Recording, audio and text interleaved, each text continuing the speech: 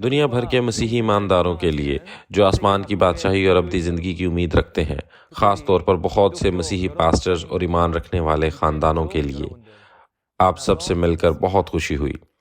جیسا کہ آپ یہاں آئے ہیں اور شنچن جی آن لائن سیمینار کے لیے شریک ہوئے ہیں، تو ہم واقعی میں آپ کا شکریہ ادا کرتے ہیں، ہر ایک کے لیے جو یہاں ہے۔ ہم دعا گو ہیں کہ یسوع کے نام کے وسیلہ سے آپ میں خدا کا فضل اور محبت بھر جائے۔ اس سے پہلے کہ میں کلام پیش کروں، میں اپنا مختصر متعارف کروانا چاہوں گا۔ میں شنچن جی پیٹر ٹرائب سے انسٹرکٹر لی جوانگ وو ہوں۔ پیٹر قبیلہ یسوع مسیح کے شاگرد کے نام پر رکھا گیا۔ آج میں آپ تک آسمان کی بادشاہی کے بھید پہنچانے کے قابل ہوا ہوں تو اس کی وجہ صرف چیئرمین مان ہی لی ہیں، جن سے میں نے اس کلام کو سیکھا ہے، اور میں شروع ہی سے ایمان کی زندگی نہیں گزار رہا تھا۔ میں ایک مسیحی تھا اور میرا تعلق پریسبیٹیرین فرقے سے تھا، اور میں خدمت بہت محنت سے کر رہا تھا، لیکن میری زندگی میں ایمان کی زندگی کی قدر و قیمت بس یہی تھی کہ میں ایک دن مر جاؤں گا اور پھر آسمان کی بادشاہی میں جاؤں گا، لیکن میں اس کے بارے میں فکر مند تھا۔ اور ایک دن میں راہ کے کنارے چل رہا تھا کہ مجھے ایک کتابچہ ملا جس کے اوپر لکھا تھا کہ اگر ہم اپنی زندگی میں 666 کی چھاپ اور اپنے شیطان کی چھاپ اپنے دہنے ہاتھ پر لے لیں گے تو ہم اس کے بچے کہلائیں گے اور جہنم میں چلے جائیں گے۔ پہلے میں نے ان الفاظ کو نظر انداز کیا، لیکن بعد میں مجھے اس پر تشویش ہوئی، میں اس کے بارے میں جاننا چاہتا تھا۔ پھر مجھے ایک دوست نے مشورہ دیا اور میں شنچن جی سے کلام کو سنا، جہاں پر مجھے واضح طور پر ان باتوں کا جواب ملا، اور میں نے اس سے گواہی لی جس نے ان سب واقعات کو سنا دیکھا تھا، جو اس کا گواہ تھا۔ تب مجھے ان باتوں کی سمجھ آئی، اور 666 کی چھاپ کب اور کہاں لگائی جاتی ہے۔ آئیں اس کا جواب 5W اور 1H سے لیتے ہیں۔ تاہم لوگوں نے کہا کہ شیطان کا نشان نہیں ملتا، لیکن وہ مجھے واضح طور پر یہ بتانے کے قابل نہیں تھے کہ شیطان کا نشان کیا ہے۔ ایک دن جیسا کہ میرے دوست نے مجھے مشورہ دیا، میں شنچن جی کا کلام سننے کے قابل ہو گیا، جو کہ ظاہر شدہ کلام تھا، اور اس کے ذریعے میں شیطان کی چھاپ 666 کے بارے میں واضح طور پر جان سکا تھا۔ ہاں، اس وقت مکاشفہ کی تمام تکمیل، جس گواہ نے یہ واقعہ دیکھا اور سنا، اس کی گواہی مختلف تھی۔ 666 کی چھاپ کب اور کہاں دی جاتی ہے، یہ چھاپ کس کو ملتی ہے اور کیسے دی جاتی ہے، اسے حاصل کرنے کا نتیجہ کیا نکلا، ان تمام باتوں کی گواہی 5W اور 1H کے اصولوں پر دی گئی تھی۔ یہ گواہی اتنی واضح اور یقینی تھی، اس وقت میں نے سوچا کہ میں خدا کے الفاظ کے اندر ایمان کی زندگی نہیں گزار رہا تھا، میں خدا کے کلام سے باہر ایمان کی اندھی زندگی گزار رہا تھا۔ تاہم میں نے کلام کے اندر سے بھی زیادہ مشکل سے نازل شدہ کلام کا مطالعہ کیا، اور جس چیز سے میں بہت حیران ہوا وہ یہ تھا کہ شنچن جی کے وعدہ کردہ پادری کی طرف سے آنے والے انکشاف شدہ کلام کو محسوس کرنا ہے۔ یہی وہ کلام ہے جس سے میں سچائی کے نزدیک جا سکتا تھا۔ آپ بھی متجسس ہوں گے شنچن جی کے وعدہ کے پاسٹر سے ظاہر شدہ کلام کو سننے کے لیے ایمان سے ایک خاندان کی طرف جو آسمان کی بادشاہی کی امید رکھتے ہیں، ہم کتنے عرصے سے خداوند کی دوسری آمد کا اور یسوع کے خون میں کیے گئے نئے عہد کے پورے ہونے کا انتظار کر رہے ہیں۔ جب تک یہ مکاشفہ پورا نہیں ہوتا، کوئی بھی اس وعدے کے معنی اور اس کی جسمانی تکمیل کو نہیں جان سکا، لیکن اب وقت آ گیا ہے، نئے عہد کا مکاشفہ روشن ہو گیا ہے اور صاف صاف گواہی دی جا رہی ہے۔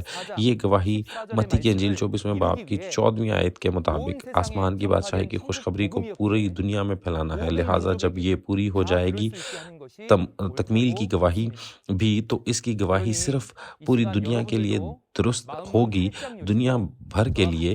تو اس وقت آئیں ہم اپنے دلوں کو مکمل طور پر کھولیں، اور جیسا کہ میں نے کہا، آئیں ہم مل کر بائبل کو جانیں، اسے بغیر کسی اضافے یا گھٹانے کے اپنے دلوں کو مکاشفہ کے کلام کو سننے کے لیے محسوس کریں اور ریکارڈ کریں۔ آئیں ہم سب مل کر بادشاہی کے لوگ بنیں جو اسے نئے عہد کو برقرار رکھتے ہیں۔ آئیں ہم خداوند کی تمثیلوں اور پیشن گوئیوں کو گواہی کے ذریعہ سے اس کو سننے کی کوشش کریں، جو کہ صاف گواہی دی جائے گی۔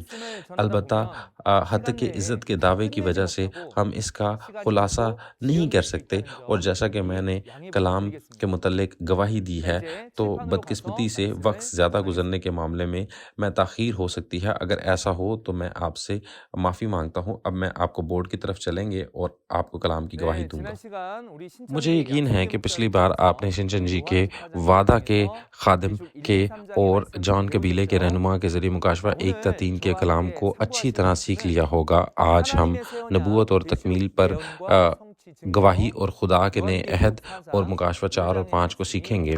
تو سب 되겠습니다. سے پہلے 자, میں 먼저 مکاشفہ 4장의 4 کی 말씀부터 وضاحت کروں گا۔ اب 살펴보겠습니다. مکاشفہ 4 자, 오늘 본문의 آج کے اہم 제목은요. نکات کا 계시록 حوالہ 4장 اور روحانی 영계 دنیا میں 하나님의 خدا کا 보좌와 계열이 تخت 되겠습니다. اور سیاحت 자, ہے۔ 다시 영계라고 ایک بار 하면 پھر روحانی دنیا کا 그냥 مطلب 육의 زمین پر 세계가 جسمانی 아닙니다. دنیا نہیں 하늘의 ہے، 영의 یہ 세계를 말하는 آسمان کی 것이고 روحانی دنیا ہے، اور 영의 روحانی 세계에는 دنیا میں 하나님이 계시겠죠. خدا ہوگا، خدا کا تخت بھی 그리고 ہے اور بے 하나님의 شمار 보좌와 فرشتوں کی سیاحت بھی۔ 여러 계열들을 لہٰذا مکاشفہ 4 수많은 روحانی 천사들의 دنیا میں 모습들을 آسمان 보여줍니다. کی 그리고 بادشاہی 계시록 کے 4장은 بارے میں 우리에게 ہے۔ 천국을 보여주는 لہٰذا مکاشفہ 4 کا خلاصہ سب سے پہلے تکمیل کا وقت، مکاشفہ 2 اور 3 میں خطوط بھیجنے کے بعد ہے، اور واقعے کا مقام بھی روحانی دنیا میں خدا کے تخت کے سامنے ہے۔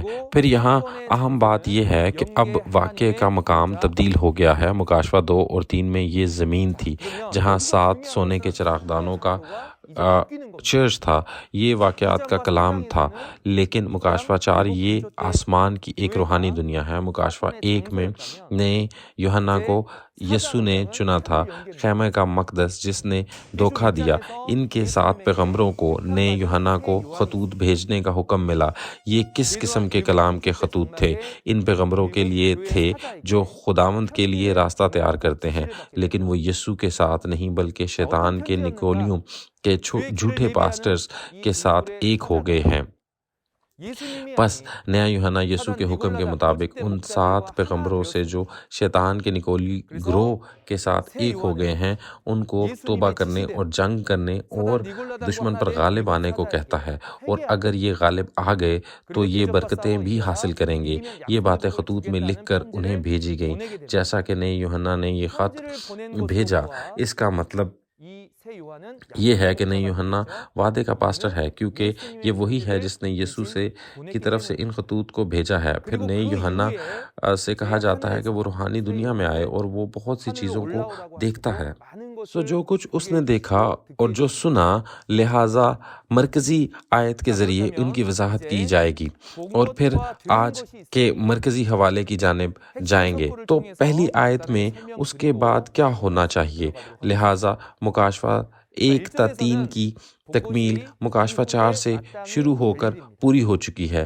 اس کے بعد کیا دکھایا گیا ہے کہ کیا ہونا چاہیے؟ آیت 2 سے 8 روحانی دنیا میں خدا کے تخت کے بارے میں ہے، اور ایسی چیزیں ہیں جو اس نے سنی ہیں۔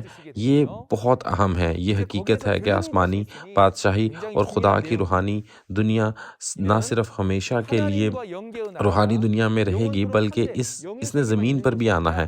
پھر یہ کب اور کہاں اس کے پاس آتا ہے اور وصول کرنے کی کیا اہلیت ہے، ہم کیسے معلوم کر سکتے ہیں؟ لہٰذا اس وقت ذرائع مجھے امید ہے کہ ہم سے واضح طور پر سمجھنے کے قابل ہو جائیں گے، اور ہم مکاشفہ 4 کو پڑھیں گے، اور ہم آج کے حوالے کو مکاشفہ 4:1۔ ان باتوں کے بعد جو میں نے نگاہ کی تو کیا دیکھتا ہوں کہ آسمان میں ایک دروازہ کھلا ہے، اور جس کو میں نے پیشتر نرسنگے کی آواز سے اپنے ساتھ باتیں کرتے سنا تھا، وہی فرماتا ہے کہ یہاں اوپر آ جا، میں تجھے وہ باتیں دکھاؤں گا جن باتوں کا جلد ہونا ضرور ہے۔ جی ہاں، آپ نے خوب پڑھا۔ اس سے پہلے کہ ہم ان آیات کا مطالعہ کریں، ایک بات ہے جس کے بارے میں ہمیں یہاں غور کرنے کی ضرورت ہے۔ یہ ایک حصہ ہے جب یہ کہتا ہے کہ اس کے بعد میں نے دیکھا، یہ وہی حصہ ہے جسے میں نے دیکھا۔ اب اس کا مطلب یہ ہے کہ جب مکاشفہ کے واقعات پورے ہوں گے تو ایک شخص ہے جس نے ان واقعات کو دیکھا سنا۔ یقیناً 2000 سال پہلے یوحنا رسول نے بھی رویا میں ان چیزوں کو دیکھا اور سنا ہوگا، لیکن تکمیل کے وقت یہ کلام پورا ہوگا تو ایک شخص ایسا ہوگا جو اس نے ان واقعات کو دیکھا اور سنا ہے۔ یہ وہ عہد کا رسول ہے، نیا یوحنا۔ مجھے امید ہے کہ ہم اس حصے کو ضرور یاد رکھیں گے۔ اب سب سے پہلے یہ ہے کہ اس کے بعد کون سے کام ہونے چاہیے۔ سب سے پہلے اس کے بعد اس کا لفظی معنی یہ ہے کہ ایک واقعہ ہے جس سے پہلے کچھ ہوتا ہے اور اس کے بعد کچھ ہوتا ہے، کوئی واقعہ ہوتا ہے جو اس کے بعد ہے، تو جواب یہ ہے کہ سب سے پہلے جو ہوتا ہے وہ خط 2 اور 3 ہے کے تعلق سے بھیجا گیا ہے۔ مکاشفہ 2 اور 3 کے خطوط بھیجنے کے بعد اس کے بعد ہونے والے واقعات ہوں گے۔ اس کے بعد یہاں جو اہم ہے اس کی وجہ یہ ہے کہ اس کے بعد یہ واقعات کی ترتیب کا تعلق بتایا گیا ہے۔ مکاشفہ میں کل 6 مرتبہ اس کے بعد ظاہر ہوتا ہے۔ اس کے بعد یہ ہمیں واقعات کی ترتیب کے بارے میں بتاتا ہے، پہلے کیا ہوا اور بعد میں کیا ہونے والا ہے۔ اگر کوئی ایسا ہے جس نے مکاشفہ کے ان تمام واقعات کو دیکھا ہو تو وہ شخص ضرور پاسٹر ہوگا جو ہمیں ان تمام واقعات کے بارے میں بتا سکتا ہے جو پہلے اور بعد میں پیش آئے۔ اور پھر میں نے اس کے بعد دیکھا کہ آسمان میں ایک دروازہ کھلا ہوا تھا۔ یہ کیسا آسمان ہوگا، اور یہ بھی کہ یہ دروازہ جو کھلا ہوا ہے یہ کیسا دروازہ ہوگا۔ یہ کوئی جسمانی دروازہ نہیں ہے، یہ ایک روحانی دنیا ہے۔ روحانی دنیا میں کیا ہے؟ یہاں مکاشفہ 21 میں جیسا کہ ہم دیکھتے ہیں، روحانی دنیا میں ایک مقدس شہر نیا یروشلم ہے۔ یہ ایک ایسی جگہ ہے جہاں خدا اور یسوع ہیں، اور یسوع کے 12 شاگرد بھی ہیں جو اس کی بنیاد ہیں۔ یہ خدا کا شہر ہے، روحانی دنیا میں مقدس شہر۔ ہاں، اس شہر میں شمال کی طرف 3 دروازے ہیں، مشرق، جنوب اور مغرب کا کل 12، لیکن ان 12 دروازوں میں سے ایک پر یوحنا تھا جو روحانی دنیا میں گیا تھا۔ تو آسمان کی بادشاہی روحانی دنیا میں ایک دروازہ ہے۔ کوئی ہے جس نے اسے اوپر آنے کو کہا۔ یہ ایک آواز تھی جیسے نرسنگے کی آواز تھی۔ آواز کس کی ہوگی؟ مکاشفہ 1:10 میں یہ یسوع تھا جس نے ابتدا میں یوحنا کو بلایا، تو یہ یسوع کی آواز ہے، لہٰذا یسوع اب اسے آسمان کی روحانی دنیا میں آنے کے لیے کہہ رہے ہیں۔ پھر اس کی کوئی وجہ ضرور ہوگی کہ یسوع نے کیوں بلا رہے ہیں، ہے نا؟ اس کی وجہ یہ بتانا ہے کہ اس کے بعد کیا ہونا ہے۔ تو کیا ہوگا؟ یہ وہ واقعات ہیں جو مکاشفہ 4 سے مکاشفہ 22 تک ریکارڈ کیے گئے ہیں۔ یہ واقعات اس کو دکھائے جائیں گے۔ پھر نیا یوحنا وہی ہے جس نے مکاشفہ 1 سے 3 اور اب یہاں تک کہ 4 سے 22 ابواب تک دیکھا۔ دوسرے لفظوں میں تمام ابواب، تمام واقعات ایسے دکھائی جائیں گے۔ یہ صرف ایک شخص ہے جس نے اس کو دیکھا۔ پھر جسے آسمان پر آنے کے لیے کہا گیا تھا، یہ نیا یوحنا وہ اب روح میں ہے۔ وہ آیت 2 میں آسمان پر جاتا ہے اور وہ خدا کے تخت کو دیکھتا ہے۔ پھر وہاں یہاں اہم بات یہ ہے کہ وہ کون ہے جو آسمان پر گیا۔ بہت سے لوگوں نے دعویٰ کیا ہوگا کہ وہ آسمان پر گئے ہیں اور آسمان کو دیکھا ہے، لیکن در حقیقت بائبل کے اندر موجود نبیوں نے بھی آسمان کو رویا میں دیکھا، لیکن اصل میں بائبل میں صرف 2 لوگ ہیں جو حقیقت میں آسمان پر گئے ہیں۔ وہ کون ہے؟ یہ پہلی آمد کے وقت ہے، یہ یسوع تھا۔ یسوع یوحنا 3 آیت اس میں 13ویں آیت میں اس نے کہا کہ ابن آدم کے علاوہ کوئی بھی آسمان میں نہیں گیا اور آسمان سے آیا۔ تو یسوع وہ ہیں جو آسمان پر گئے۔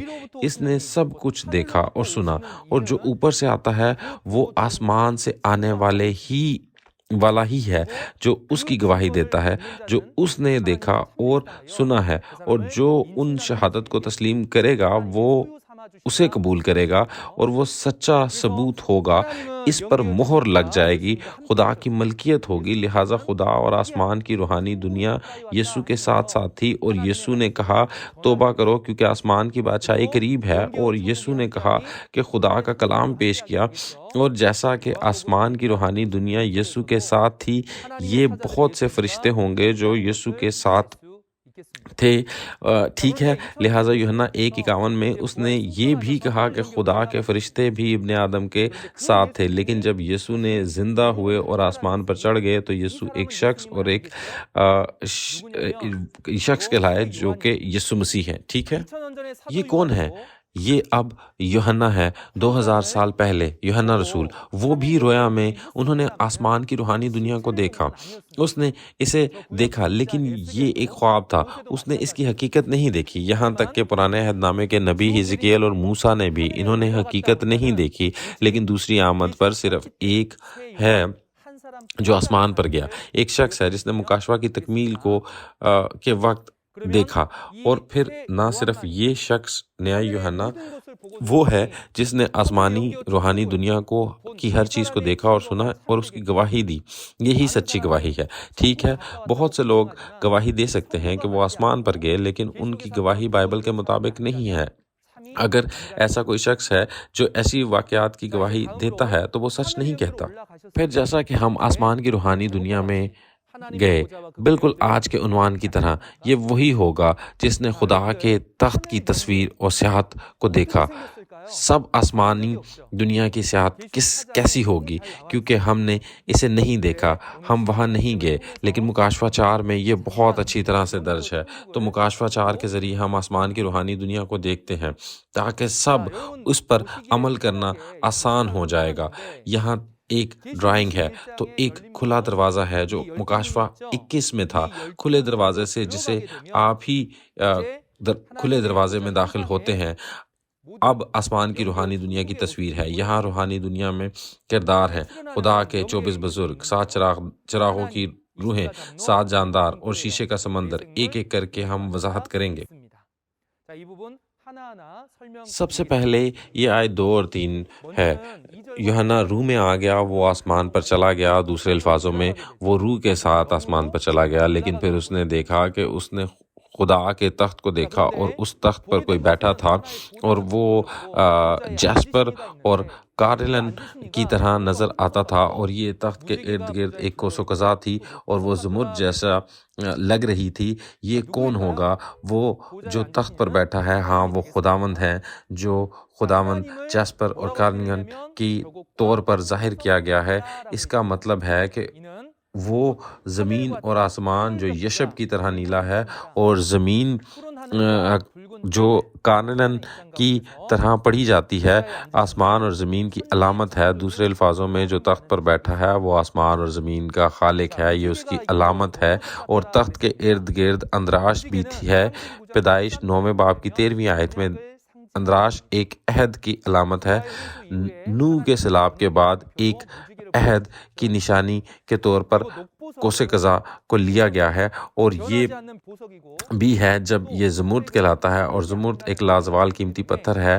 سبز، یہ بھی اس کی علامت ہے کہ یہ کہا نہیں ہے، اس کا مطلب ہے کہ خداوند عہد لازوال ہے، اور یہ خدا کی تصویر ہے جسے حزقیل نے بھی دیکھا۔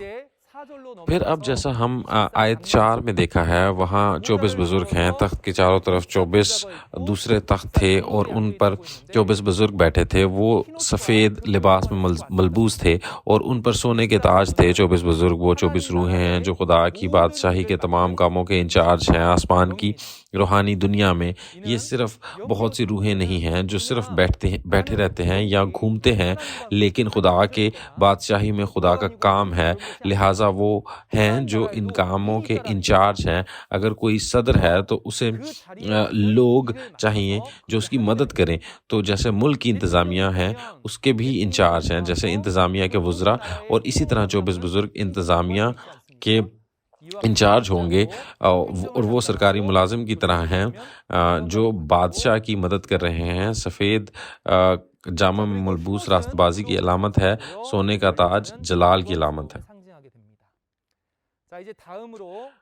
اب آئیں آیت 5 پر نظر ڈالیں، اس کا کیا مطلب ہوگا؟ بجلی کا مطلب ہے روحوں کی تیز رفتار حرکت کی تصویر۔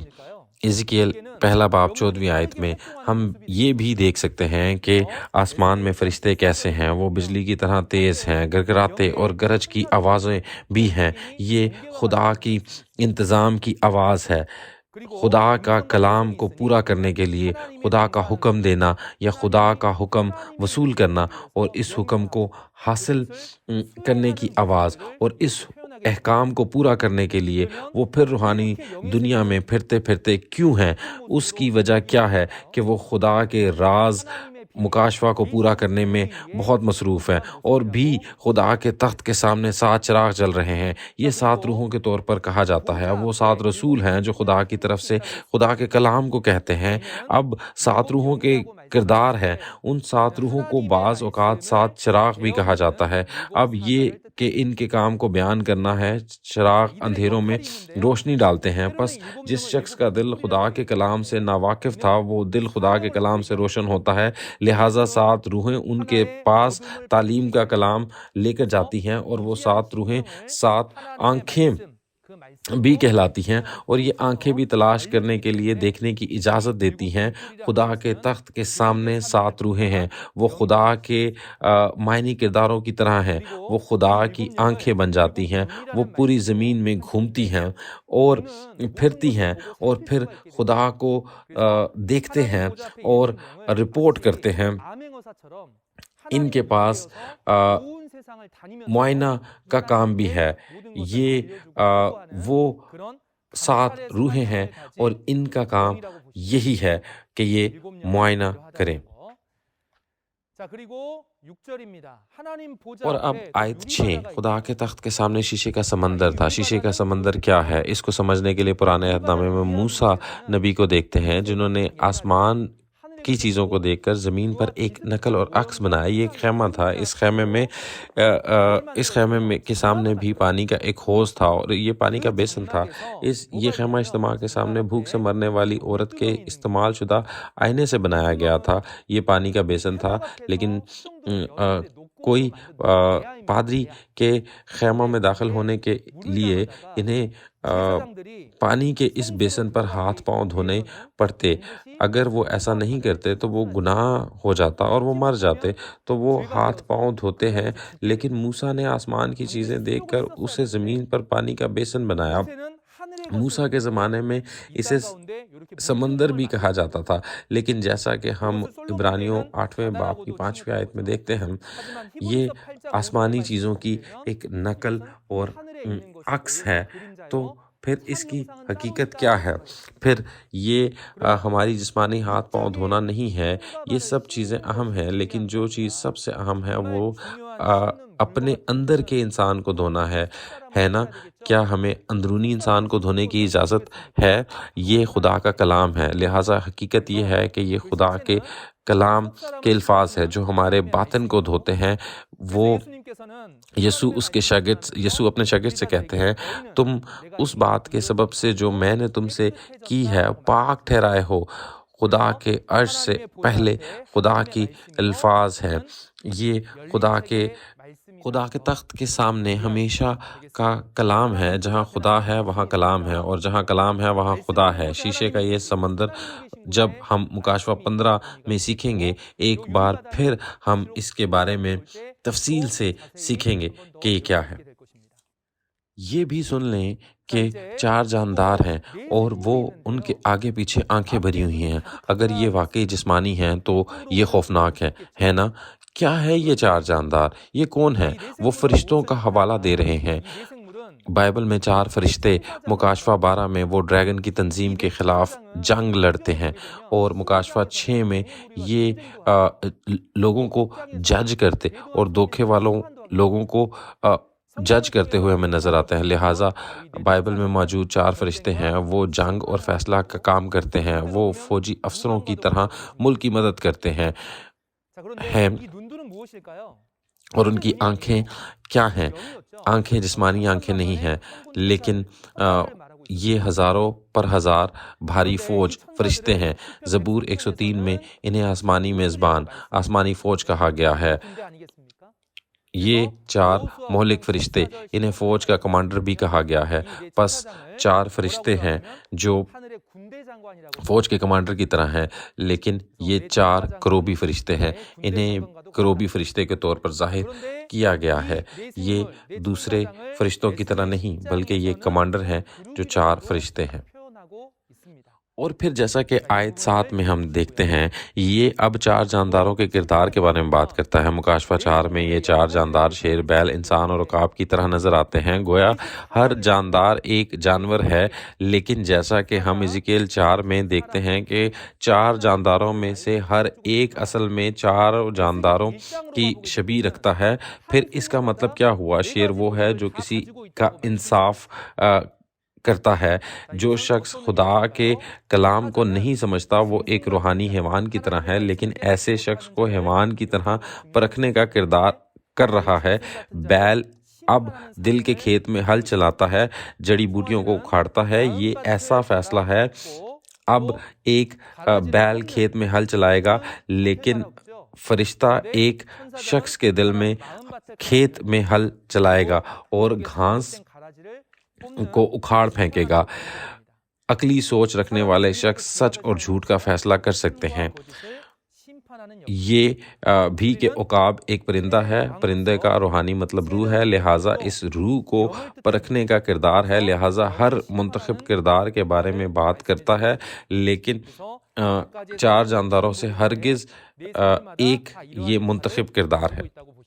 اور یہ بھی اب آیت 8، ان 4 جانداروں کے 6 پر ہیں۔ پھر 6 پر کیا ہیں؟ یہ ان 6 بزرگوں کی طرف اشارہ کر رہا ہے جنہوں نے فرشتہ کی مدد کی۔ اب بازو جسم کو اچھی طرح چلانے کے لیے کام آتے ہیں، جہاں یہ جانا چاہیں تاکہ میں اچھی طرح جا سکوں۔ یہ مددگار کے طور پر ہیں تاکہ یہ اچھی طرح سے کام کر سکے۔ لہٰذا یہ 6 بزرگ فرشتوں کی مدد کر رہے ہیں، تو یہ 4 زندہ مخلوق ہیں۔ 6 بزرگ 6 کو 4 سے تقسیم کریں، یہ 24 بزرگ ہوں گے، تو وہ 4 جاندار اور 24 بزرگ ہیں۔ وہ ہمیشہ ایک ساتھ کام کرتے ہیں۔ بائبل کے ذریعے ہم انہیں بھی جان سکتے ہیں، اور اب یہ یہاں پر اچھی طرح کام کرتے ہیں۔ اب روحانی دنیا میں آسمان کی بادشاہی خدا کے تخت کی سیاحت ہے۔ اب آسمان کی یہ بادشاہی ہے، نیا یوحنا اسے دیکھتا ہے، لیکن اہم بات یہ ہے کہ ہم اس بادشاہی میں جانا چاہتے ہیں۔ یہ وہ جگہ ہے جہاں خدا ہے، ہم جانا چاہتے ہیں اور ہم خود اسے دیکھنا چاہتے ہیں۔ جو لوگ آسمان پر جانا چاہتے ہیں وہ اپنے ہاتھ اوپر کر سکتے ہیں۔ ہاں بالکل، ہر کوئی آسمان پر جانا چاہتا ہے۔ پھر ہم آسمان پر کیسے جا سکتے ہیں؟ آسمان کی بادشاہی جس پر خدا ہے وہ جگہ ہے جہاں ہم جانا چاہتے ہیں۔ یہ آسمان کی بادشاہی ہمارے پاس آتی ہے۔ میں بھی اس نازل شدہ کلام کو سمجھنے سے پہلے میں صرف یہ سوچتا تھا کہ ایک بار مرنے کے بعد آسمان پر جاؤں گا۔ جواب کیا ہے؟ مکاشفہ 4:8 کے ذریعے جسے ہم پڑھتے ہیں، آئے چیک کریں۔ اور ان جانداروں کے 6 پر ہیں، اور چاروں طرف اور اندر آنکھیں ہی آنکھیں ہیں، اور رات دن بغیر آرام لیے یہ کہتے رہتے ہیں کہ قدوس قدوس خداوند قادر مطلق، جو تھا اور جو ہے اور جو آنے والا ہے۔ جی، آپ نے خوب پڑھا ہے سب۔ کیا آپ کو جواب مل گیا ہے؟ جی ہاں، آسمان کی بادشاہی جس پر خدا ہے، کیا ہم وہاں جائیں گے یا یہ ہمارے پاس آتا ہے؟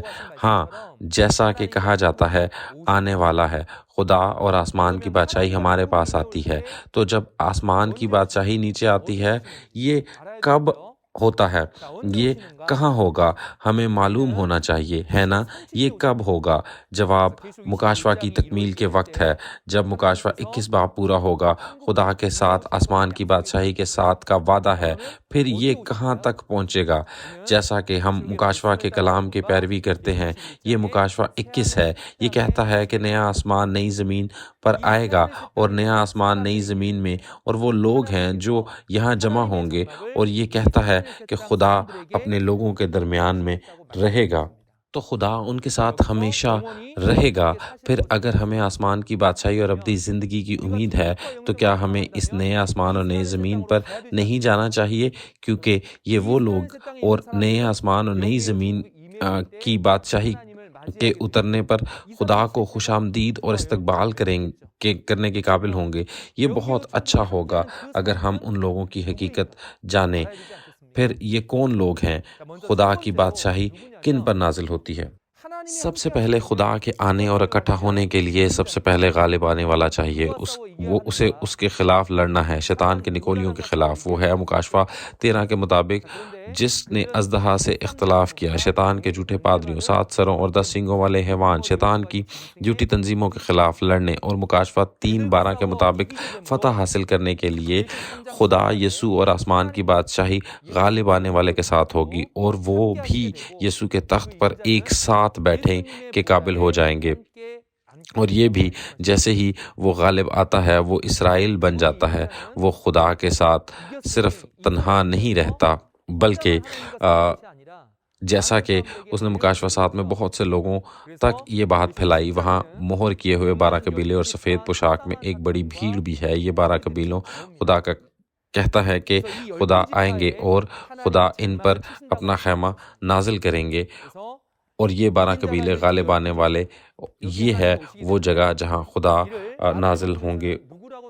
متی کی انجیل میں انہیں بھیڑوں کی مانند مومن کہا گیا ہے، لہٰذا یوحنا 14 میں یہ کہتا ہے کہ یسوع آئے گا اور ایک جگہ تیار کرے گا۔ یسوع جس نے متی 31:25-34 میں ایک جگہ تیار کرنے کی بات کی ہے، جب ابن آدم اپنے جلال میں آئے گا اور تمام فرشتے اس کے ساتھ اور آسمانی جلال میں اپنے تخت پر بیٹھے گے، تمام قومیں اس کے سامنے جمع ہوں گی اور لوگ بھیڑیں بکریوں سے الگ کی جائیں گی، لیکن یہ کہتا ہے کہ بھیڑوں کی طرح بننے والے انہیں آسمان کی بادشاہی ملے گی جو دنیا کی تخلیق کے بعد سے تیار ہے۔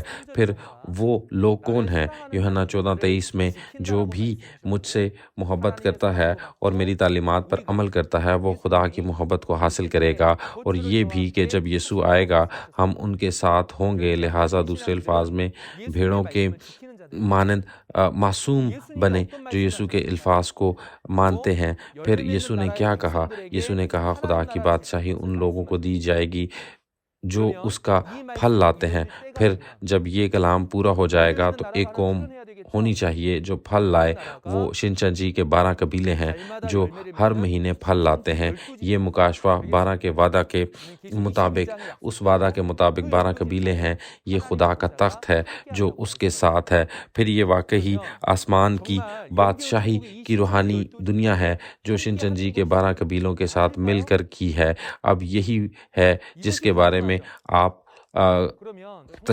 تشویش ہوگی، ٹھیک ہے؟ پھر خدا کے واقعی ایک ساتھ ہونے کے لیے خدا کے آنے سے پہلے اس زمین پر لوگوں کا ضرور اکٹھا ہونا ہے، اس جگہ پر ہونا جہاں وہ خدا موجود ہے۔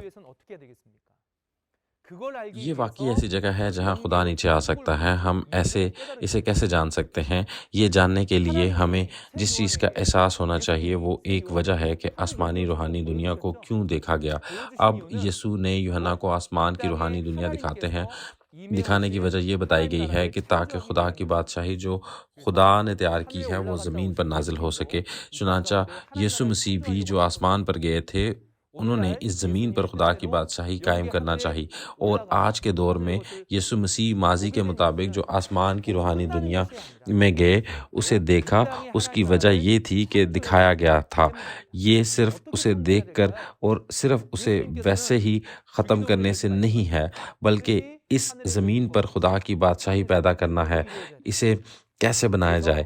یسوع نے خداوند کی دعا میں یہ کہا، خدا کی مرضی زمین پر پوری ہو جیسے کہ آسمان پر ہوتی ہے۔ چنانچہ آج سے قریباً 3500 سال پہلے موسیٰ نے خدا کے ساتھ رہنے کے لیے بنی اسرائیل کے ساتھ جو مصر سے آئے تھے، خدا نے موسیٰ کو آسمانی چیزیں دکھائیں اور ان سے کہا کہ وہ اس کی تعبیر کریں تاکہ آسمان جیسا آسمان میں ہے اسے زمین پر اس خیمے کو تعمیر کریں، یہاں تک کہ 2000 سال پہلے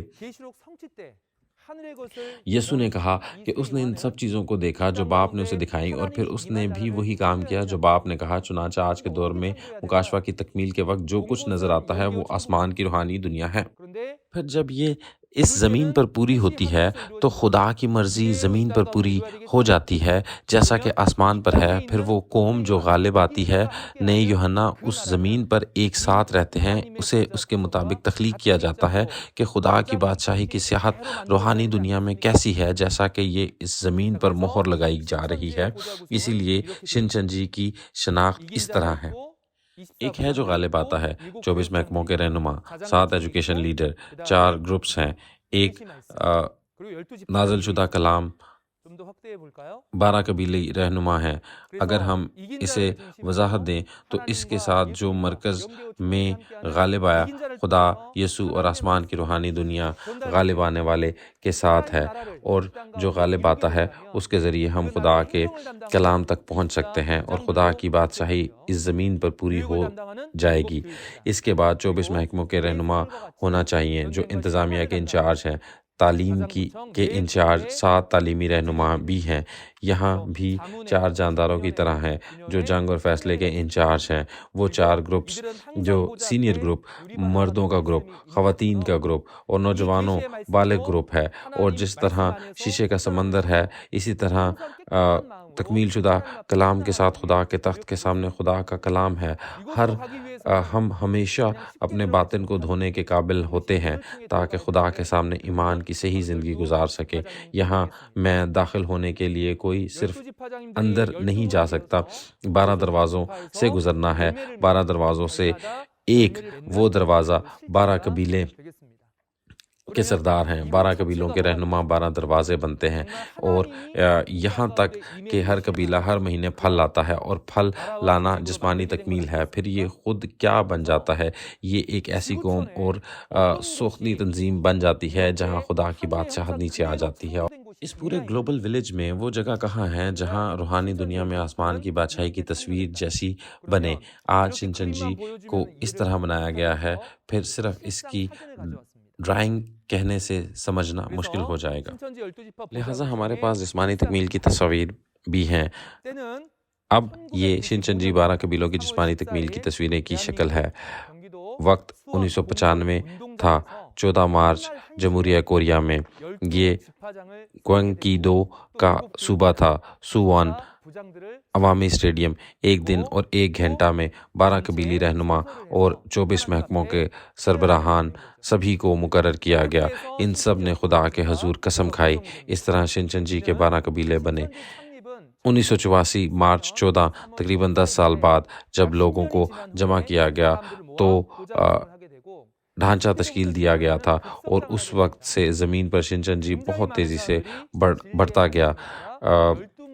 کلمہ حق پر چلنے والے اتنے لوگ 12 دروازوں سے داخل ہوئے، اور پھر 2019 میں جیسا کہ آپ سب جانتے ہیں کہ شنچنجی 12 قبیلوں نے 1 سال میں 1 لاکھ گریجویشن کی ہے۔ مثال 1 لاکھ لوگوں نے شنچنجی کی سچائی کی پیروی کی، لہٰذا یہ پہلا پھل خدا کو دیا گیا تھا۔ یہ گریجویشن سروس تھی۔ چنانچہ اب مکاشفہ 4 کے مطابق آسمانی چیزوں کو دکھانا، اور اس پر زمین پر جیسا یہ ہے آسمان پر، یہ سب کچھ ایک ہی جیسا ہے ہونا چاہیے، اور یہ جگہ بھی ایک ہے جس نے اسے دیکھا۔ نیا یوحنا کے ذریعے وعدہ شدہ پادری کے جگہ شنچنجی 12 قبیلے جو کہ خدا کی بادشاہت ہے، جہاں خدا اترنے کا وعدہ کیا ہے، تو یہ ہمیں اس جگہ نہیں جانا چاہیے؟ کیا ہمیں یہاں نہیں آنا چاہیے؟ ہم یہاں کیسے جا سکتے ہیں؟ ہاں، جانے کا راستہ مکاشفہ 5 میں بیان کیا گیا ہے۔ اب مکاشفہ 5، عنوان 7 مہروں کے ساتھ مہر شدہ تومار۔ اب یوحنا جو روحانی دنیا میں گیا تھا، وہ خدا کے دہنے ہاتھ میں مہر بند تومار دیکھتا ہے جو 7 مہروں سے بند ہے، اور اس واقعے کو مکاشفہ 5 میں درج کیا گیا ہے۔ تکمیل کا وہ وقت مکاشفہ 4 بھی مکاشفہ 5 کے وقت کے برابر ہے۔ مکاشفہ 2 اور 3 میں خطوط بھیجنے کے بعد اس جگہ کا مقام خدا کا تخت के सामने है। अब जो कुछ वहाँ देखा जाता है वो खुदा के दाहिने हाथ में एक तोमार है जिसमें 7 मोहरें लगी हुई हैं, और यीशु ने उस मोहरशुदा तोमार को लेकर क्या किया? नया यूहन्ना देखता है, उसने जो देखा वो ये था कि जब यीशु ने उस तोमार को लिया तो 4 जानदार और 24 बुजुर्ग जो खुश होते हैं, और वो अब बर्रे के सामने झुककर नया गीत गा रहे हैं। इस नए गीत का मवाद क्या है? कि यीशु के खून से बहुत से लोगों को खरीदा जाता है और इन्हें खुदा की बादशाही और काहिन बना दिया जाता है। खुदा की बादशाही और काहिन तख्लीक किए जा रहे हैं। ये वही है जो कह रहे हैं कि फिर उसकी तकमील कैसे हुई? यीशु 7 मोहरों के साथ मोहर बंद तोमार को लेता है। ये एक बड़ा वाक़या है। तमाम फरिश्तों के लिए खुशी मनाना और इतना खुश होना मुकाशवा 5 के कलाम के ज़रिए देखने के काबिल हो जाएगा। सबसे पहले मुकाशवा 5 बाप और उसकी पहली से 3 आयात पढ़ें, आए इसकी तिलावत करते हैं।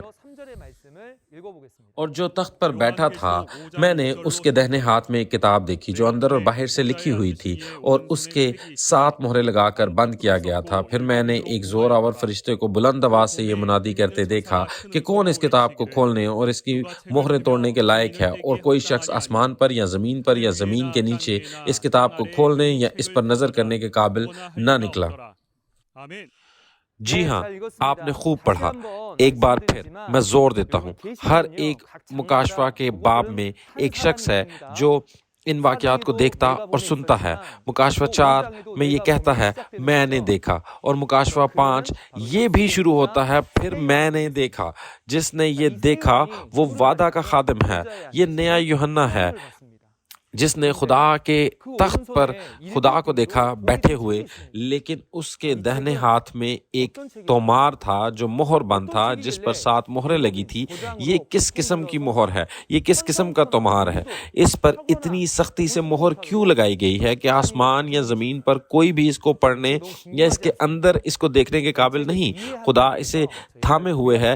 क्या आप इस किताब के बारे में मुतजस्सिस नहीं हैं? इस किताब के बारे में समझने के लिए आए हम पुराने अहदनामे की तरफ चलें, क्योंकि पुराने अहदनामे में एक तोमार मोहर बंद है। अगर हम इसे अच्छी तरह समझते हैं तो हम खुदा के दाहिने हाथ में मोहर बंद तोमार को भी समझ सकते हैं।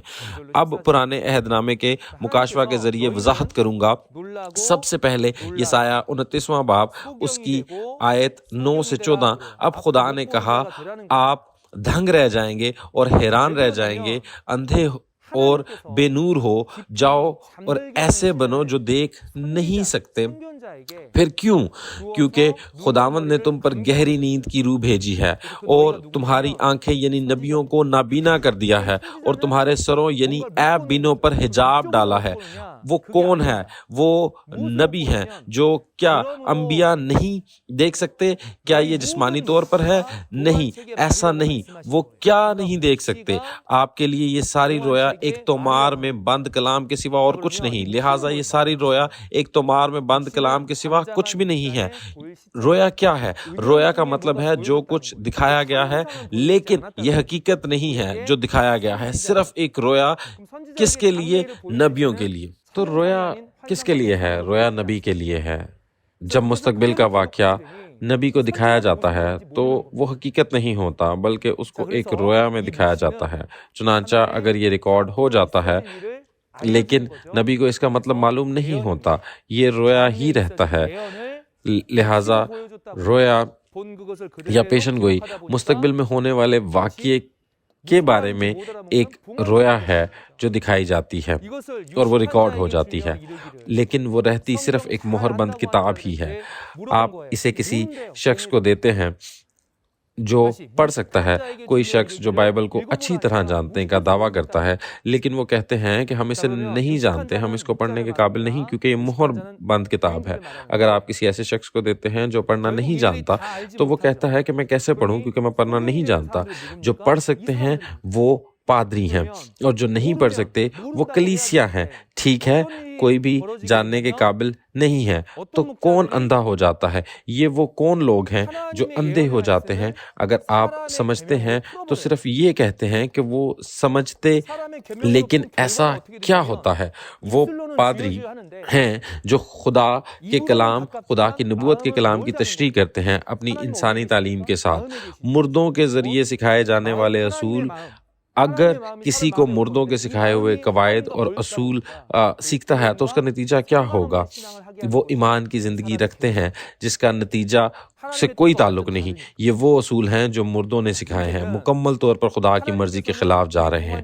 پھر شاید آئیں, پھر خدا کیا وہ اس مہر بند کتاب کو ہمیشہ کے لیے بند رہنے دے گا؟ نہیں, ایسا نہیں ہے.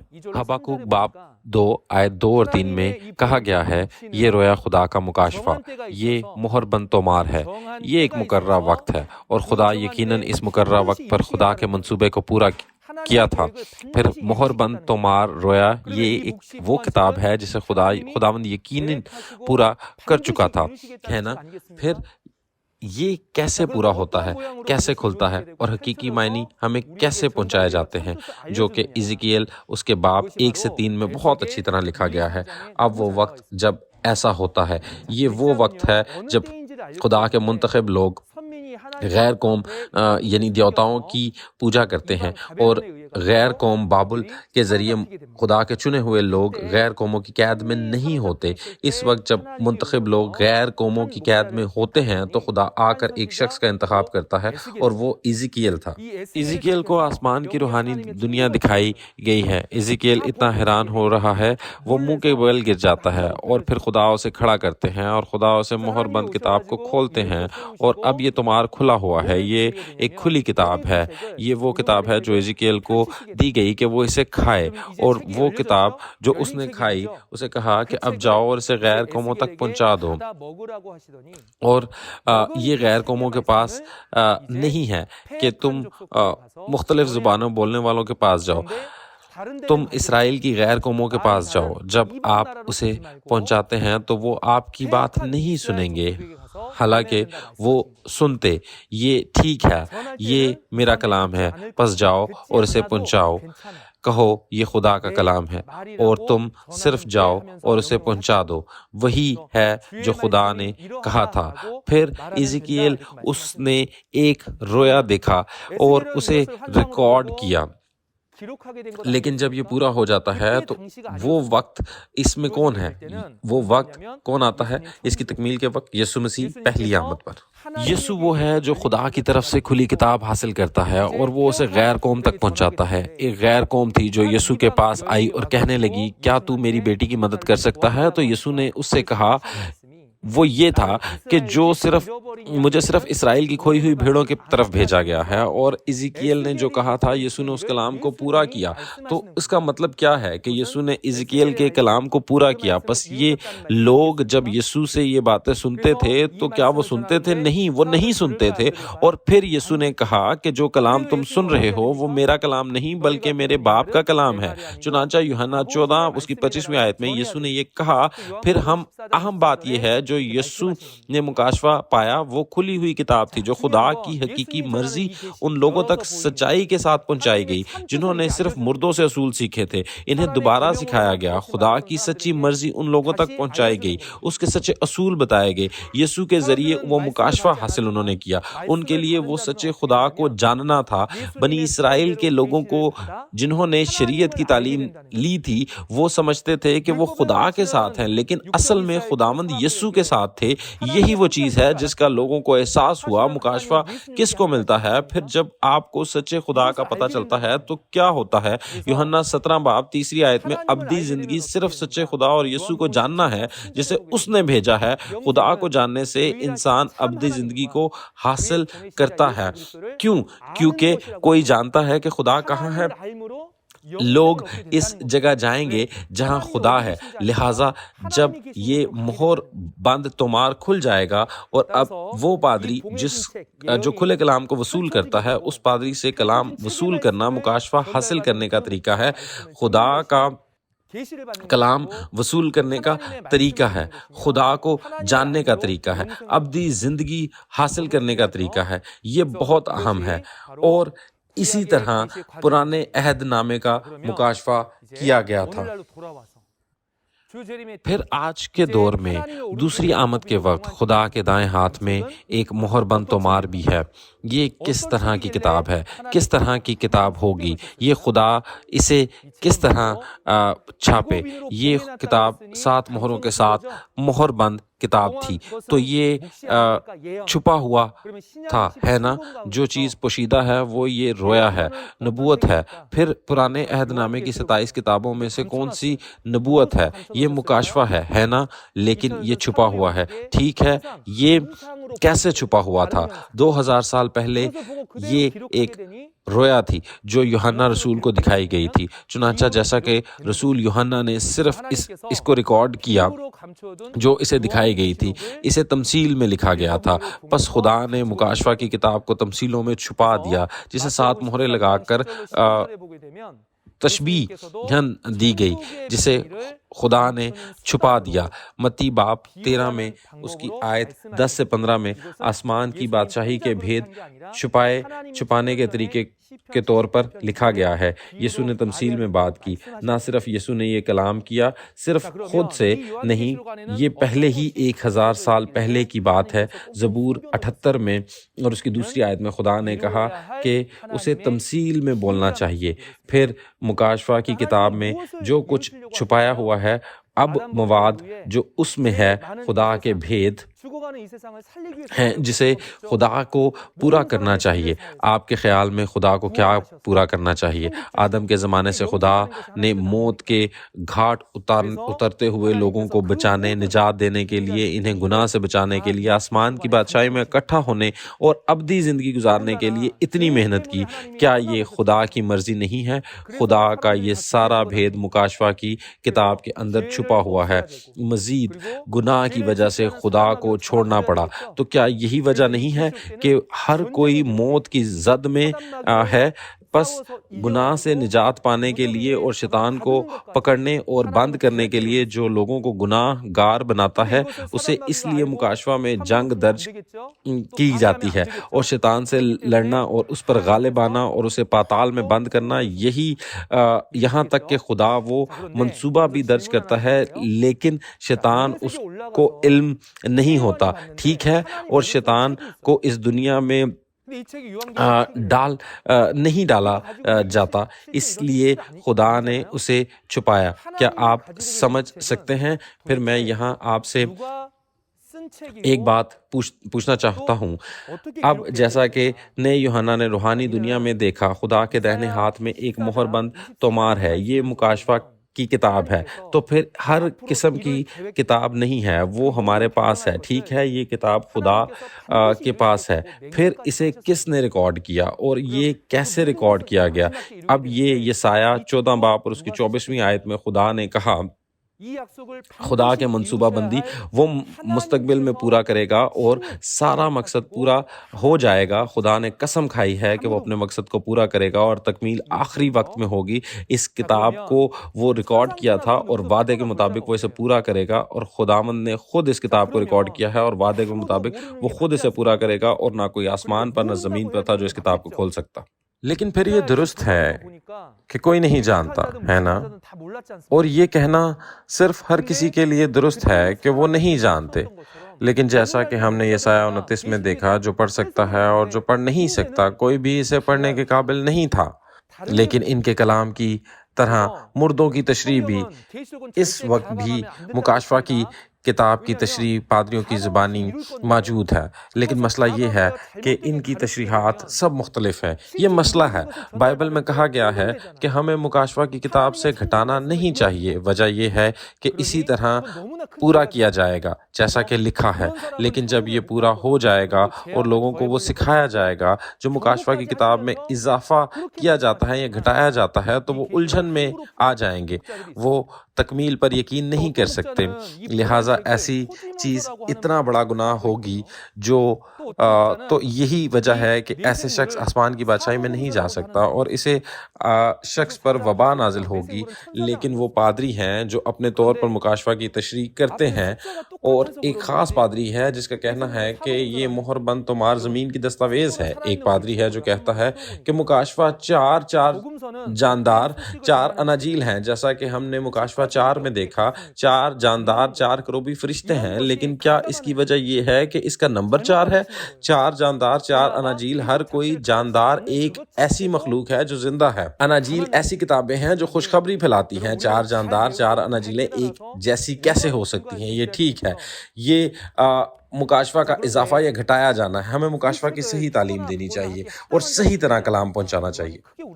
لیکن کوئی ایسا نہیں تھا جو اس تمار کو کھولنے کے لائق ہو۔ چنانچہ یوحنا رویا میں رویا، اور اس کی وجہ یہ ہے کہ اگر اس کتاب کی مہر کھلی نہ ہو تو اس کتاب سے نکلنے والا مواد پورا نہیں ہوگا اور خدا کی بادشاہی اور نجات بھی پوری نہیں ہوگی۔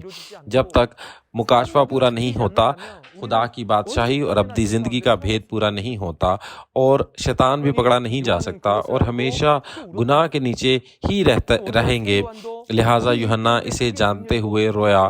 پھر آج کے دور میں نیا یوحنا بھی اسی طرح روتا ہے۔ اس کی وجہ سے ہے نا، اہم بات یہ ہے کہ جیسا کہ نیا یوحنا اب اس طرح رو رہا ہے، ایک بزرگ ہے جو آتا ہے اور اب اسے اتنی اچھی خبر بتاتا ہے۔ وہ اچھی خبر کیا ہے؟ کوئی ہے جو اس کو کھولنے کے لائق ہے؟ مہر کو کون کھول سکتا ہے؟ آیت 5 میں ہے کہ قبیلہ یہودا کا شیر داؤد کی اصل ہے۔ وہ کون ہے؟ یہ مکاشفہ 22 میں بھی ہے۔ 16ویں آیت میں داؤد کی اصل ہے، یسوع ہے۔ تو وہ ہے جو اس کی مہریں کھولنے کے قابل ہے۔ صرف یسوع ہے جو اس کی مہریں کھول سکتے ہیں۔ پھر مہر کھولنے کا کیا مطلب ہے؟ ہمیں یہ سمجھنا چاہیے، ہے نا؟ مہروں کو کھولنے کا مطلب ہے اب اس پر مہر لگا دی گئی ہے، لیکن مہر کھولنا یہ ایک تمثیل ہے۔ حقیقت میں یہ وعدے کا کلام ہے جو تمثیل کے اندر بند کیا گیا ہے، ٹھیک ہے؟ تو یہ وعدے کا کلام ہے جو اب پورا ہو چکا ہے۔ جو یہ پورا ہوتا جائے گا، جسمانی تکمیل ظاہر ہوتی جائے گی، اور ظاہر ہونے والی جسمانی تکمیل دکھائی جائے گی۔ یہ مکاشفہ ہے۔ پس مکاشفہ 6 اور 8 باب میں یسوع وہ مہریں کھولتا ہے۔ مکاشفہ باب 6 میں 1 سے 6 تک، اور مکاشفہ 8 میں آخری 7ویں مہر۔ اور جب مہریں کھل جاتی ہیں تو جسمانی تکمیل جو ریکارڈ کی گئی ہے اس کی جسمانی طور پر ظاہر ہوتی ہے۔ وہ نرسنگے کی آواز سے معلوم ہوتی ہے، اور ڈرائنگ میں اس کی وضاحت کے لیے ایک مہر بند تمار 7 ستارے تھے جو اس مہر بند تمار پر ظاہر ہوں گے۔ لیکن جب اصل میں تکمیل ہوتی ہے تو ایسا نہیں ہوتا کہ 7 ستارے ظاہر ہوں اور وہ 7 رسول ہوں گے، جیسا کہ جسمانی تکمیل میں ہوگا اسی طرح ظاہر ہوں گے۔ یہ مکاشفہ ہے۔ بائبل میں 7 ستاروں کو درج کیا گیا ہے، لیکن اصل میں یہ 7 رسول ہیں۔ پھر یہ بھی اہم ہے کہ مہریں کھولنے کے لیے کیا شرط ہے۔ اس میں کیا کہا گیا ہے کہ شرط یہ ہے کہ اس پر آزمائش ہے۔ تو یسوع کس سے لڑا اور کس پر غالب آیا؟ یوحنا 16:33 میں کہا گیا ہے کہ یسوع نے دنیا سے جنگ کی اور اس پر غالب آیا۔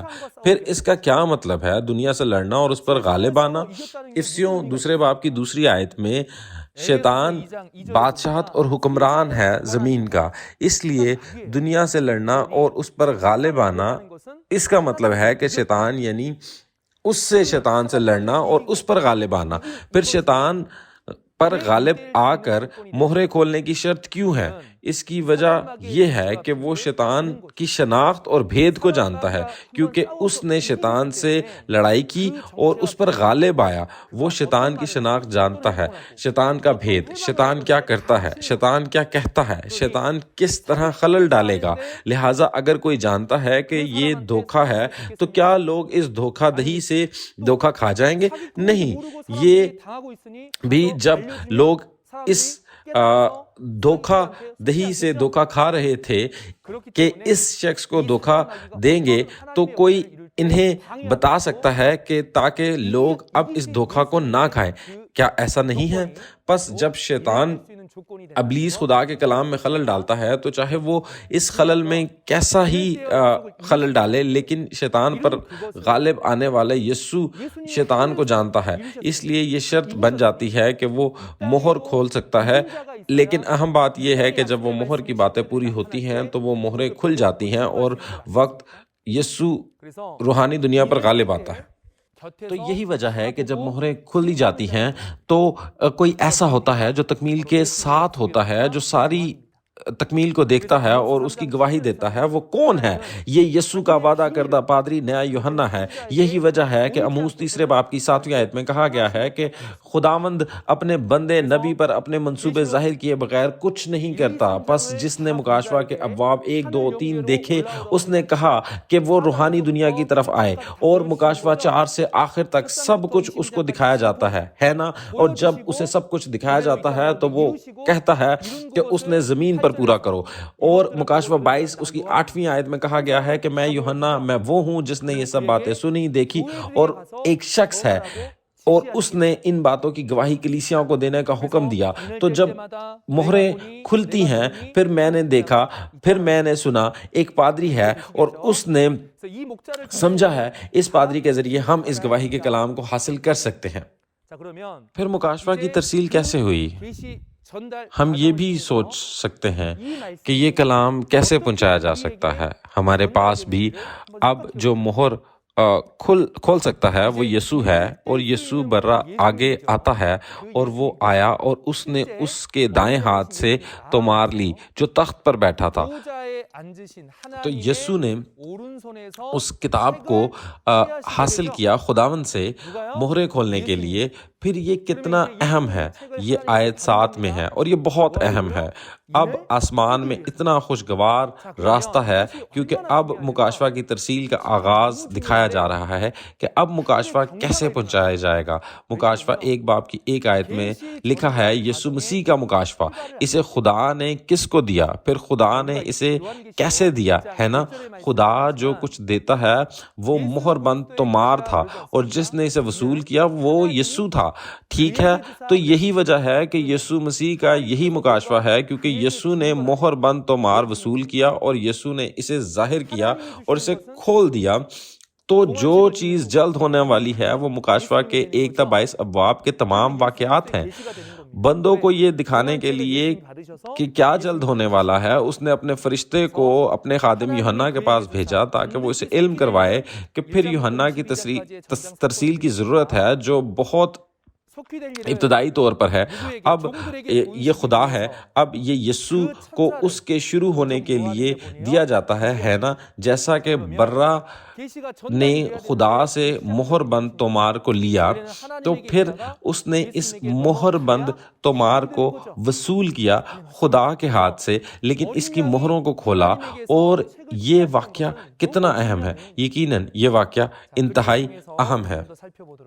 آئیں اس کو ایک ڈرائنگ کے ذریعے سمجھتے ہیں۔ خدا کے دائیں ہاتھ میں 7 مہر کے ساتھ مہر بند تومار ہے۔ یسوع نے اس تومار کو لیا، اور ابھی بھی یہ کتاب مہر بند ہے، لیکن یسوع نے ایک ایک کر کے اس کی مہریں کھولی اور کلام کو پورا کیا۔ جب کلام پورا ہو جاتا ہے تو کتاب کھل جاتی ہے اور خدا کا وعدہ پورا ہوتا ہے، لیکن اس کتاب کو اس اپنے بندوں کو دکھانے کا حکم ہے، بلکہ یہ جیسا کہا جاتا ہے، فرشتے نے خادم یوحنا کو بھیجا، اور مکاشفہ 10ویں باب میں کتاب فرشتے کے پاس ہے اور وہ اسے کسی کو دیتا ہے۔ وہ کس کو دیتا ہے؟ وہ یوحنا کو دیتا ہے۔ تو یہ کتاب مکاشفہ کے باب 6 اور 8 میں مہریں اس کی کھول دی جاتی ہیں، اور مکاشفہ 10 میں فرشتہ یہ کتاب مقدس یوحنا کو دیتا ہے۔ اہم بات یہ ہے کہ یوحنا کو دی گئی کتاب، چنانچہ آج کے دور میں نیا یوحنا اسے وصول کرتا ہے، وہ اسے کھاتا ہے، اور وہ بہت سے لوگوں، قوموں، زبانوں، بادشاہوں کو دوبارہ اس کی پیشن گوئی کرتا ہے۔ کیوں؟ کیونکہ ہر کوئی مردوں کے ذریعے سکھائے گئے قواعد حاصل کر رہا تھا، انہیں دوبارہ پڑھنے کی ضرورت ہے۔ بس ایسے لوگ بھی ہیں جو یہ کلام وصول کریں گے، تمام کلیسیا کو یہ کلام پہنچایا جائے گا، پھر وہ سب لوگ جنہوں نے صرف آسمان کی بادشاہی حاصل کی اور خادم بن گئے، نہیں، وہ بندے جو خدا کی بات پر قائم رہتے ہیں۔ پس یہ مکاشفہ میں وہ بندے ہیں جن کو یہ مکاشفہ دیا جاتا ہے، اور یہ مکاشفہ 7:14 میں یسوع مسیح کہ وہ لوگ ہیں جنہوں نے اس کتاب کو حاصل کیا، اور یہ ان کی کٹائی ہوئی اور یہ جمع کیے گئے، اور یہ وہ نوکر ہیں، یعنی 12 قبیلوں کی جسمانی وجود بن جاتے ہیں۔ اس طرح مکاشفہ کی ترسیل کی جاتی ہے۔ مکاشفہ کے حصول سے ہی انسان خدا کو جان سکتا ہے اور انسان ابدی زندگی کو حاصل کر سکتا ہے۔ پھر یہی اہم بات ہے، یہ کتاب صرف ایک شخص کو دی گئی ہے اور وہ یوحنا ہے۔ یہی وجہ ہے کہ تمام لوگوں کو صرف اسی شخص سے اس کلام کو سننا ضرور ہے۔ یہ کلام خدا کی طرف سے یسوع کو اور پھر فرشتے کو اس ترسیل کے مطابق کہ مکاشفہ کس طرح پہنچائی جاتی ہے، جیسا کہ ہم دیکھتے ہیں خداوند یسوع اور فرشتہ روح میں ہے، لیکن یوحنا جسم میں ہے۔ صرف یوحنا کو یہ کتاب دی گئی ہے اور اس نے پڑھی، لہٰذا صرف اس کی گواہی ہم سن سکتے ہیں۔ ہم صرف نیا یوحنا سے گواہی حاصل کر سکتے ہیں۔ پس نیا یوحنا جو خدا کے حکم کے مطابق یہ مکاشفہ اپنے بندوں تک پہنچاتا ہے، یہ مکاشفہ پہنچانا یوحنا کا مشن ہے، اور یہ مکاشفہ کا کلام حاصل کرنے والے تمام لوگ نے یوحنا کی یہ گواہی ایمان کی زندگی کو اچھی طرح برقرار رکھتے ہوئے ہوں گے۔ تو یہی لوگ ہیں جو ایمان کی زندگی کو اس کلام کے مطابق رکھتے ہیں۔ اگر یہ قیمتی نہیں ہے تو پھر ہمیں اس کلام کو حاصل کرنے کی ضرورت بالکل بھی نہیں ہے، لیکن اصل میں یہ بہت اہم ہے۔ اب ہم مکاشفہ باب 5 پڑھنے جا رہے ہیں، اور آئیں آیت 9 اور 10 کی تلاوت کرتے ہیں اور اس کو سمجھنے کی کوشش کرتے ہیں۔ اور وہ یہ نیا گیت گانے لگے کہ تو ہی اس کتاب کو لینے اور اس کی مہریں کھولنے کے لائق ہے، کیونکہ تو نے ذبح ہو کر اپنے خون سے ہر ایک قبیلہ اور اہل زبان اور امت اور قوم میں سے خدا کے واسطے لوگوں کو خرید لیا، اور ان کو ہمارے خدا کے لیے ایک بادشاہی اور کاہن بھی بنا دیا۔ آمین۔ جی ہاں، آپ نے خوب پڑھا۔ یہ وہ کلام ہے جو ہم نے ابھی پڑھا ہے۔ یہ کلام ہمارے لیے بہت اہم ہے اور ہمارے لیے امید افزا بھی ہے۔ چنانچہ یسوع مسیح غالب آئے، اس لیے یسوع خدا سے تومار کو لینے کے قابل ہوئے، اور جب وہ تومار کو کھولتے ہیں تو کیا ہوتا ہے؟ بہت سے لوگ خداوند یسوع کے خون سے خریدے جاتے ہیں اور بچ جاتے ہیں، اور خداوند کی بادشاہی اور کاہن بن جاتے ہیں، اور وہ زمین پر راج کریں گے۔ یہ کتنا حیرت انگیز ہے۔ پھر ہر کوئی جو واقعی اس مواد کو اچھی طرح سننے کی ضرورت رکھتا ہے، یہ دنیا بھر میں مسیحیوں کی دنیا ہے۔ کیوں؟ کیونکہ آخر میں یسوع کے خون کے ذریعہ نجات کا کام ہوتا ہے۔ ہم خداوند کے خون کی طاقت کے بارے میں کیسے تعریف کرتے ہیں؟ ہم نے کیا تعریف رکھی ہے؟ تاہم یہ طاقت کب آتی ہے؟ کس پر اس کا اثر ہوتا ہے؟ اگر مجھے معلوم نہیں تو نجات کا یہ کام مجھ سے کسی طرح تعلق نہیں رکھتا۔ اگر ہمارے پادری اس مکاشفہ کے کلام کو اچھی طرح سنتے اور سمجھنے کے قابل ہو جائیں، اور اگر آپ اپنے بہت سے لوگوں کے پاس جائیں اور بہت سے لوگوں کو نجات کی طرف لا سکتے ہیں، لہٰذا مجھے امید ہے کہ ہم واقعی اچھی طرح توجہ مرکوز رکھ سکتے ہیں اور اچھی طرح سن سکتے ہیں، اور ہمارے تمام عقائد کے خاندان یہ محسوس کریں گے کہ ہم اسے پورا کر سکتے ہیں۔ تو 4 جاندار اور 4 بزرگ وہ بہت خوش ہیں کہ نیا گیت گا رہے ہیں۔ پھر نیا گیت کیا ہوگا؟ نیا گیت کے بارے میں سمجھنے کے لیے ہمیں پہلے گیت کے بارے میں سمجھنا ضروری ہے۔ یہ نبوت کی خوشخبری ہے۔ استثنا 31 باب کی 19 سے 21 آیت اور 30 آیت میں خدا بنی اسرائیل کے لیے ان کو کہتا ہے کہ ایک گیت بنائیں اور اس کو گیت کو گائیں۔ اس کلام کو جو خداوند نے انہیں دیا اس کا گیت بنائیں، اور وہ مستقبل میں ہونے والی چیزوں کے بارے میں ہے، اور کہا کہ اسے گائیں۔ اس لیے یہ نبوت کی خوشخبری ہے۔ تو اگر گیت ایک پیشن گوئی ہے تو نیا گیت کیا ہوگا؟ نیا گیت ابھی سامنے آیا ہے۔ یہ وہ گیت ہے جو پہلے کبھی نہیں سنایا گیا۔ پھر جب نبوت پوری ہوتی ہے تو یہ وہ تکمیل ہے جو ظاہر ہو جاتی ہے۔ چنانچہ نیا گیت نبوت کی جسمانی تکمیل کی خوشخبری ہے۔ کیا ہم سمجھ سکتے ہیں मुकाशवा 14 में भी खुदा के तख्त और 4 जानदार हैं और बुजुर्गों से पहले वो लोग हैं जिन उनके सामने नया गीत गाते हैं। ये सब से पहले फल है 1,44,000 पर मोहर लगाई जाती है। वो अब्दी खुशखबरी को गाते हैं। अब ये वो मवाद है जिसकी हम जल्द ही कुछ ज़्यादा तफसील से देखेंगे। अब हम नए गीत को तफसील से देखते हैं।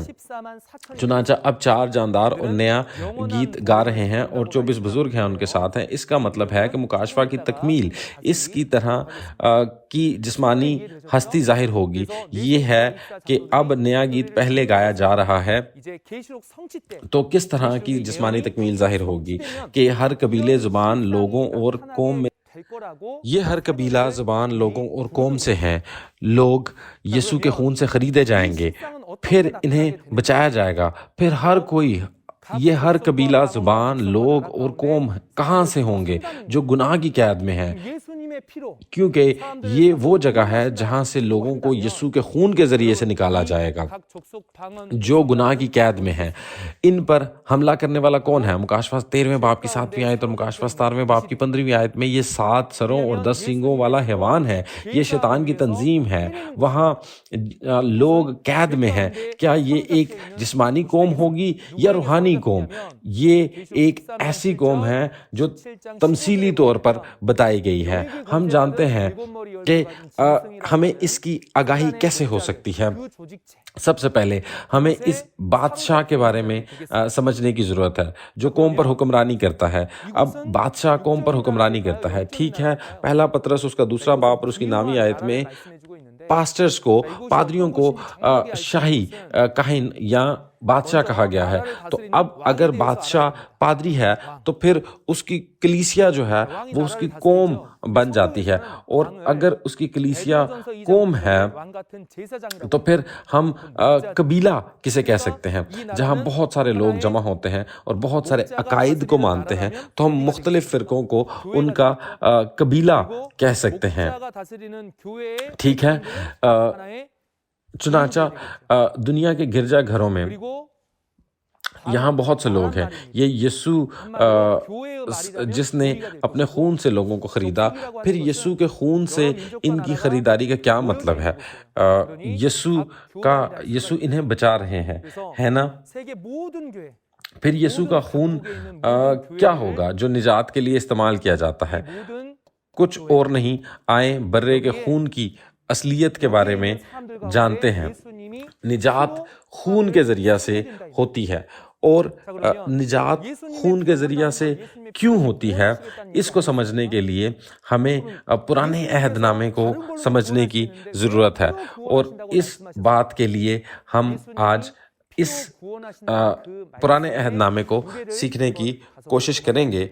अब जब हम मूसा के ज़माने को देखते हैं तो बनी इसराइल जो मिस्र की कैद में थी और खुदा उन्हें निकालना चाहता था और उन्हें बचाना चाहता था, खुदा ने उन्हें बर्रे के खून और गोश्त का इस्तेमाल करने को कहा।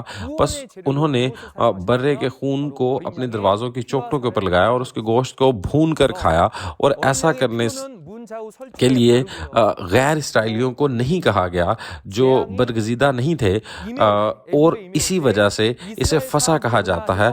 बस वो बर्रा जो उस वक्त इस्तेमाल किया गया था वो कुर्बानी का बर्रा था। इसे फसा का बर्रा भी कहा जाता है। लेकिन मूसा के वक्त जो कुछ हुआ वो किसी नकल और अक्स के बराबर था। वो उस वक्त हकीकत नहीं था, वो बस एक नकल और अक्स के मुतरादिफ था।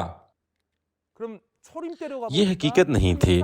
फिर जैसा कि हम पहली आमद को देखते हैं, एक सच्ची हकीकत थी। ये कौन था? ये यीशु था। बस यूहन्ना पहले बाब की 29वीं आयत में यूहन्ना बपतिस्मा देने वाला यीशु को देखता है और कहता है कि ये खुदा का बर्रा है जो दुनिया का गुनाह उठा ले जाता है, और इसलिए यीशु एक बर्रे की हकीकत था।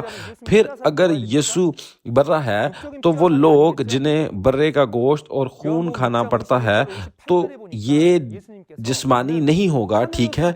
यूहन्ना 6 बाब की 51 से 58 آیت میں یسوع نے کہا کہ میں آسمان سے زندہ روٹی ہوں، اگر تم یہ روٹی کھاؤ تو تم ابدی زندگی گزار سکتے ہو، اور اس روٹی کی حقیقت میرا گوشت اور میرا خون ہے۔ انہوں نے کہا تو یسوع آسمان سے زندہ روٹی تھا، اگر تم یہ روٹی کھاؤ تو ابدی زندگی پا سکتے ہو، اور اس کی حقیقت زندہ روٹی یسوع نے کہا یہ اس کا گوشت اور خون تھا۔ تو کیا یہ اصل گوشت اور خون تھا؟ نہیں۔ اگر خدا کا کلام جو یسوع کا بھی کلام ہے، یہ وہ کلام ہے جیسا کہ باپ کا کلام ہے، بیٹے کا بھی کلام ہے، تو اگر یسوع کا کلام ہے تو اس کا گوشت اور اس کا خون اس کا کلام ہے۔ جب لوگ نہیں سمجھ پاتے اور وہ صرف جسمانی روٹی چاہتے تھے تو وہ سب چلے جاتے تھے، اور جو سمجھ نہیں پاتے تھے وہ اس کی بات کو نہیں سمجھ سکتے تھے۔ لیکن پطرس اور 12 شاگردوں نے کہا خداوند ہم کس کے پاس جائیں؟ آپ کے پاس ابدی زندگی ہے۔ تو یسوع کا گوشت اور اس کا خون یہ کلام ہے جو ظاہر شدہ ہے، اور اگر یسوع برہ ہے تو صرف یسوع کا ظاہر کردہ کلام ہی حاصل کرنے کو اس کا خون اور گوشت حاصل کرنا نجات کو حاصل کرنے کے مترادف ہے۔ اسی لیے یوحنا 5 باب کی 24ویں آیت میں یسوع نے کہا کہ اگر تم یہ کلام سنو تو موت سے نکل کر زندگی کی طرف آ جاؤ گے، یہی فصح ہے۔ چنانچہ یسوع نے اپنے شاگردوں کو جمع کیا اور ان سے دوسری آمد کا وعدہ کیا۔ وہ اپنے خون سے ایک نیا عہد کرتا ہے۔ پھر یہ نیا عہد وہ کیسے بناتا ہے؟ یسوع نے کہا میں نے بے صبری سے اس فصح کو تمہارے ساتھ کھانے کی خواہش کی۔ باقی تمام یہودی فصح کے نہیں تھے، بس وہ واقعی حقیقی جسمانی برے کو پکڑ کر کھا رہے تھے، لیکن یسوع کے شاگرد یسوع کا کلام سن رہے تھے جو ایک برہ تھا۔ میں نے تکلیف اٹھانے سے پہلے آپ کے ساتھ یہ فصح کھانے کے لیے بڑی بے صبری سے خواہش کی تھی، لیکن یہ فصح کھانا یسوع کا ایک کلام تھا، اس کا خون۔ لیکن جب تک خدا کی بادشاہی میں یہ فصح پوری نہ ہو جائے میں دوبارہ نہیں کھاؤں گا۔ یسوع نے یہی کہا تھا۔ یسوع کا کلام خون ہے، دوبارہ وصول نہیں کیا جا سکتا۔ کیوں؟ کیونکہ یسوع چلا جاتا ہے۔ تو جب تک وہ واپس نہیں آتا مجھے روٹی اور مے کے ذریعے یاد کرو۔ کیا ہم ایسا کرتے ہیں؟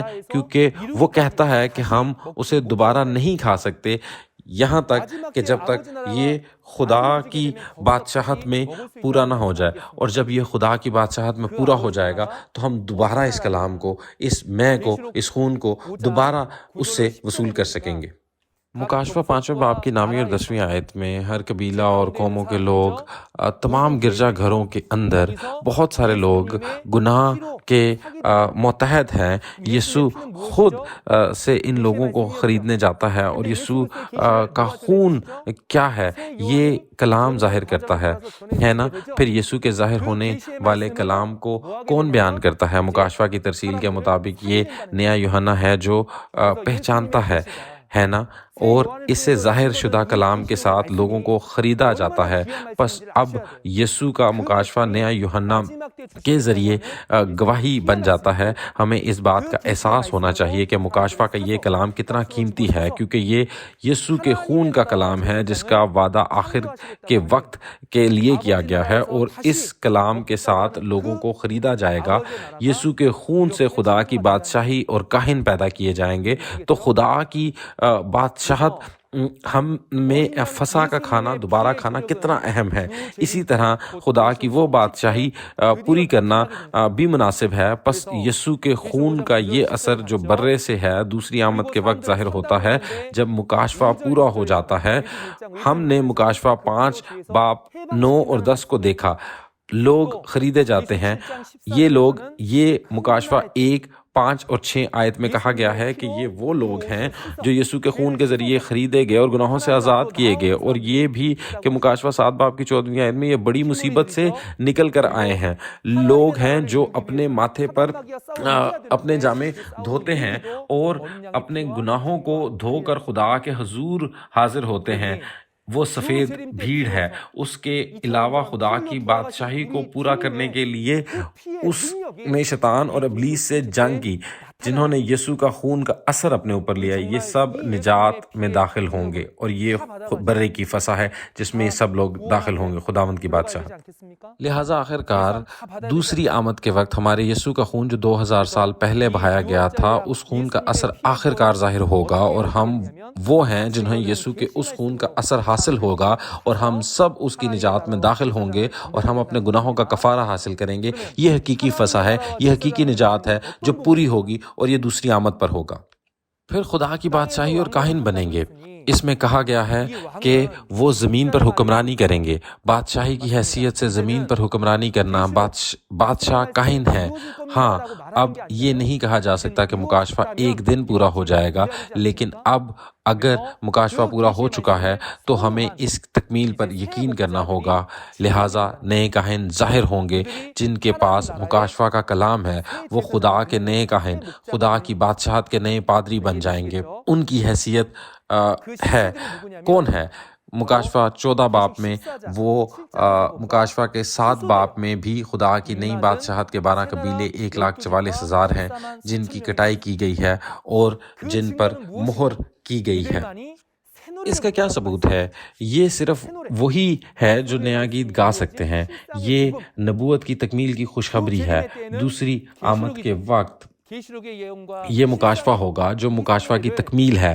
وہ خدا کے تخت کے سامنے، بزرگوں کے سامنے، چاروں جانداروں کے سامنے گواہی دیتے ہیں۔ صرف وہ لوگ ہیں جو ان باتوں کو سیکھ سکتے ہیں، اور وہ نیا گیت بھی خدا کے تخت کے سامنے گا سکتے ہیں۔